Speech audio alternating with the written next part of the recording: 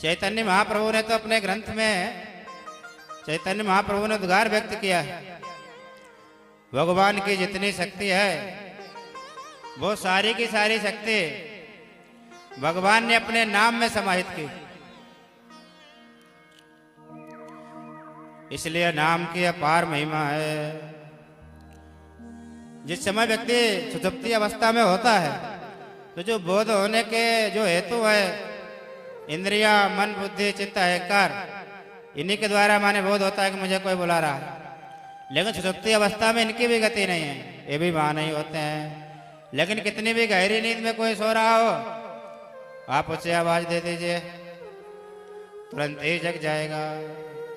जबकि जिनके द्वारा बोध होता है वो बोध कराने वाले पदार्थ नहीं है, वहां मन, बुद्धि, चित्त, अहंकार नहीं है, लेकिन फिर भी बोध हो जाता है। सीधी सादी बात है, जब आप नाम जपते हैं तो अपने मन में ऐसा मत सोचिए क्या मैं नाम जप रहे हैं तो पता नहीं भगवान सुनना है कि नहीं सुनना है, भगवान तक ये पहुंच रहा है कि नहीं पहुंच रहा है। जैसे 1 करोड़ व्यक्तियों के बीच में भी अगर किसी को बुलाया जाए तो जैसे उसे ज्ञान हो जाता है कि मुझे बुलाया जा रहा है, मुझे बुला रहा है, ठीक उसी तरह से भगवान गीता में कहते हैं, ईश्वरा सर्वभूतानां हृदयेषु अर्जुन तिष्ठति।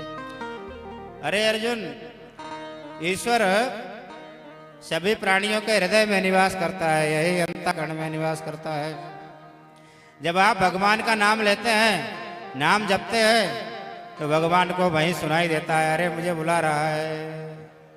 जैसे हम लोगों को ज्ञान होता है, हम लोगों को कोई नाम लेके बुलाए कि मुझे बुला रहा है, इसी तरह भगवान को भी ज्ञान होता है मुझे बुला रहा है। इसलिए कभी ऐसा मत सोचिए कि हम ये जितना छोटा नाम जप रहे हैं इसका कुछ फल है या नहीं, इसका अनंत फल है।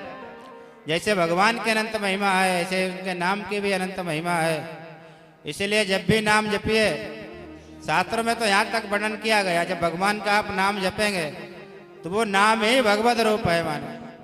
माने नाम के रूप में भगवान आपके अंतःकरण में प्रकट हो चुके हैं, क्योंकि नाम और नामी में अभेद है।